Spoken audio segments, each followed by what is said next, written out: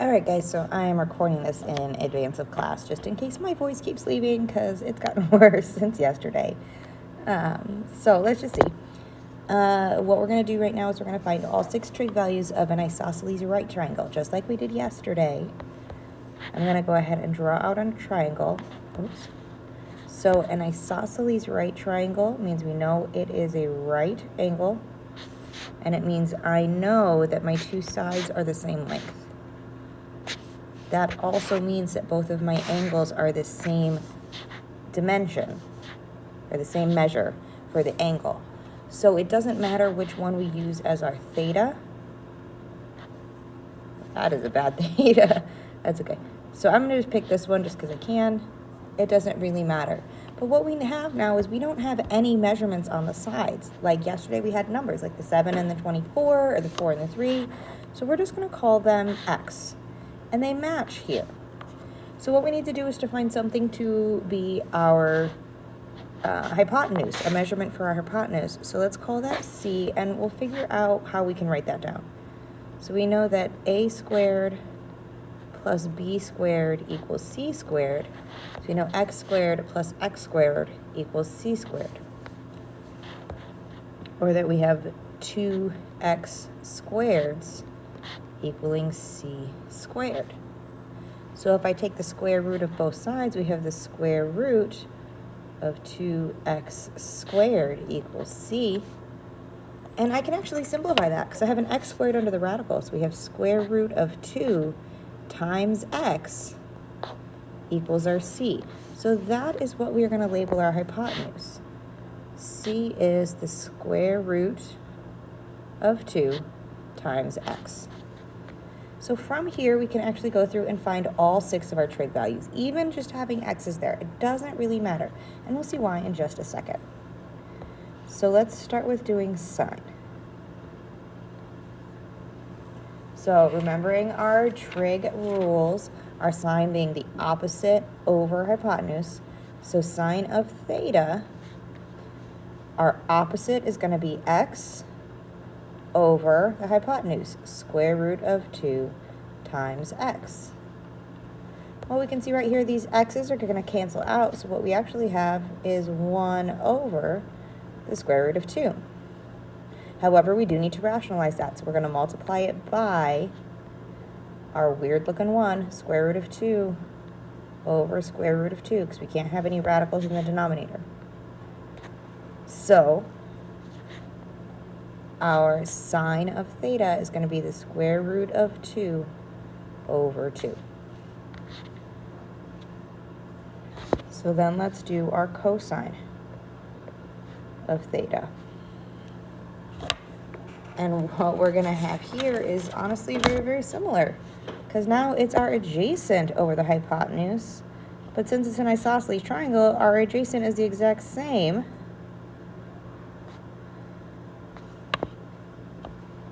as our opposite. So again, our x's are going to cancel out, and we're going to be left with 1 over the square root of 2, which we are going to rationalize into being the square root of 2 over 2, the same way we did right above. Then let's do our tangent. So tangent of theta. That's our opposite over adjacent. So we're doing our opposite over adjacent. And the x's cancel out, and we're left with just 1. So then let's do our other set. So let's start with our cosecant. That is our reciprocal of sine. So cosecant of theta.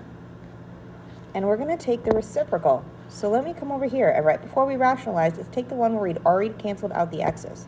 So what we have is the square root of 2 over 1, or just the square root of 2. Same thing with secant. Secant of theta, we're going to take the reciprocal of 1 over square root of 2. So again, we're just going to have the square root of 2. And then our cotangent of theta is the reciprocal of 1, which is 1. So these are our 6 trig values of an isosceles right triangle.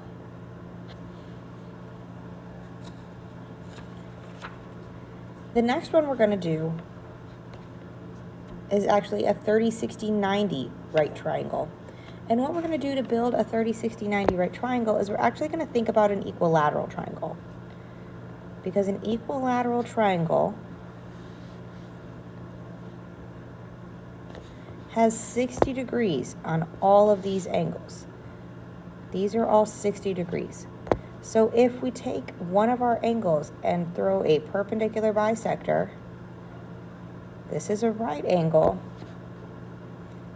and this one gives us 30.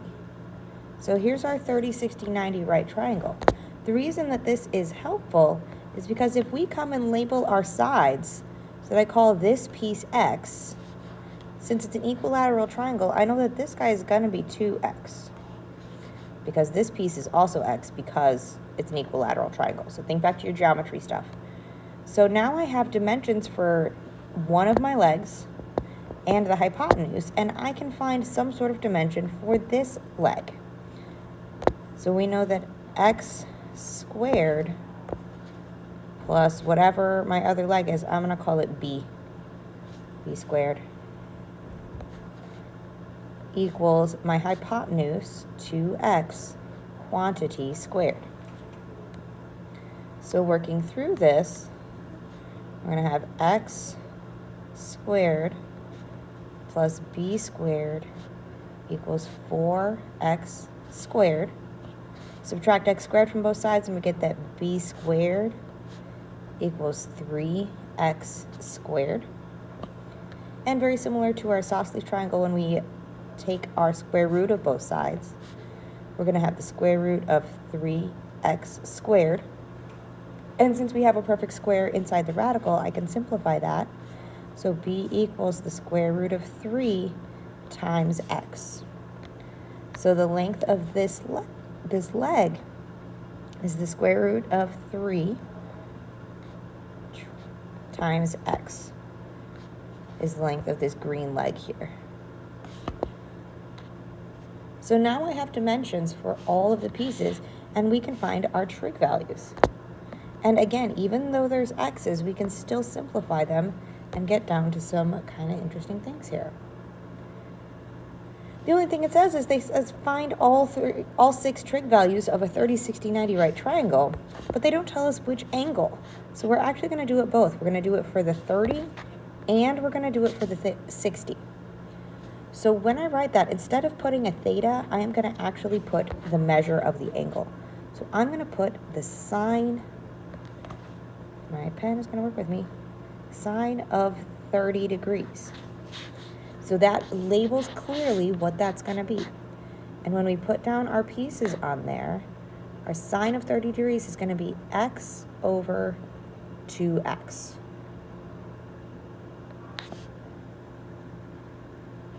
Because that's our opposite over our hypotenuse.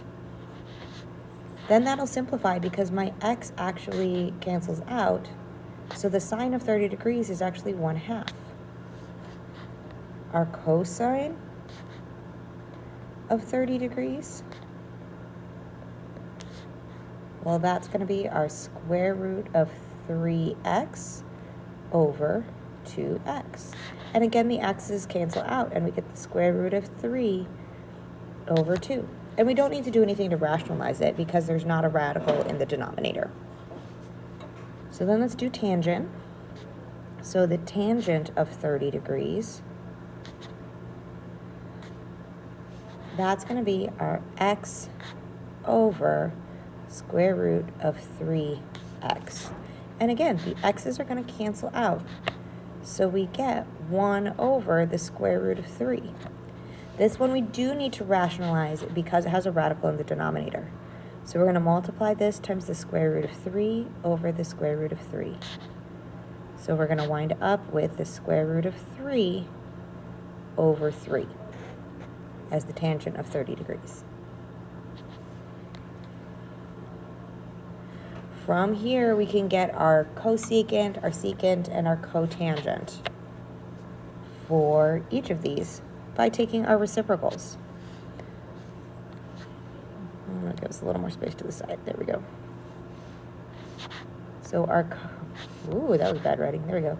Our cosecant of 30, I don't know what that letter is. Holy cow, let's fix that. There we go. Cosecant of 30, we take the reciprocal of sine. So it's going to be 1 over 2. We take the reciprocal, so it's 2 over 1, also known as 2. Our secant of 30, we take the reciprocal of cosine. So it's 2 over the square root of 3. We need to rationalize it. Multiply by the square root of 3 over the square root of 3. So it's going to be 2 square root of 3 over 3. And then our last one for 30, our cotangent of 30 equals, let's take this piece right here before we rationalize. So 1 over the square root of 3 becomes the square root of 3 over 1, or just the square root of 3.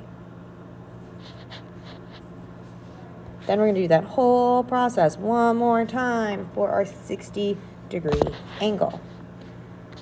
They're going to wind up super duper similar. But let's go ahead and do that. We're going to do our sine of 60 degrees is back to our little shape over here. Here we go. It's the square root of 3x over 2x. And again, my x's are going to cancel out. So we get the square root of 3 over 2. My cosine of 60 degrees is going to be x over 2x, and that's going to equal 1/2. And our tangent of 60 degrees, that's our square root of 3x over x. The x's cancel out, and we're left with just our square root of 3. Last bit on this one, we're going to get our cosecant, secant, and cotangent. So our cosecant of 60 degrees, that is our reciprocal of sine, is going to be 2 over the square root of 3, but we need to rationalize that. So multiply by the square root of 3 over the square root of 3, and we get 2 square root of 3 over the square root of 3 squared, which is 3. We're going to put our secant of 60 being the reciprocal of our cosine. So instead of 1/2, our secant is actually 2. And then our, not tangent, our cotangent of 60 degrees is the reciprocal of the square root of 3. So it's 1 over the square root of 3, which we do need to rationalize. Multiply by square root of 3 over square root of 3. So it becomes the square root of 3 over the square root of 3 squared, which is 3. So that gives us all of the trig values of a 30, 60, 90 right triangle. What we're going to do with all of that data is we are actually going to put that all into a table here on the next section. And I do have physical copies of the table, so if you're in the room, I do have physical copies of the table. Otherwise, you can just kind of draw it out. But we are going to want to be able to look back at this and see it. And it looks like we've done something weird here, because I've got my radians of pi over 6, pi over 4, and pi over 3, which we saw when we filled in that unit circle yesterday. But first things first, I want to relate those to degrees. So pi over 4, that is halfway through our 90-degree section. That is the middle of that section. So that was our 45 degrees. Pi over 3, that was our third of the way through the pi, and it actually wound up being our 60 degrees. And then half of our 60 degrees actually is 30. So we've actually, today, calculated all of these values. We're just going to put them in a table so they're easy to see another time. So this is the problem we just did, our 30 and our 60 triangles. So we're going to put our values in here. So for our 30 degrees, this is our sine of 30 was 1/2. Our cosine of 30 was the square root of 3/2. The tangent of 30 was square root of 3/3. Cosecant of 30 was 2. Secant of 30 was 2 square root of 3/3. And cotangent of 30 was the square root of 3. So that was the problem we just did. That was all of these values up here in the pink. So then let's put in the 60s. That's this guy right here. So 60s, our sine of 60 is the square root of 3/2. 1/2. Tangent of 60 was the square root of 3. Cosecant, that's our 2 square root of 3/3. Secant is 2. And our cotangent is the square root of 3/3. Our last piece to fill in here is the 45s, which we've actually done today as well, because it's our isosceles. So we're going to fill that in with the values from our isosceles right triangle, because that was our 45-degree angle here. So let's fill those values in. So 45 is actually the square root of 2/2. Square root of 2/2. 1, the square root of 2, the square root of 2, and 1. Okay, so these are important values, and we are going to wind up using them an absolute ton. We are going to use them lots and lots and lots and lots over the course of this next few weeks in particular. Okay, so that finishes out a lot of the trig functions. I will post another video starting into the trig identities that we're going to be working with next. But they're kind of, it's kind of a good breaking point for like a brain break if you need one right now. Or if you're done looking at the trig functions and you're coming to look at the identities later, it's going to be a separate video.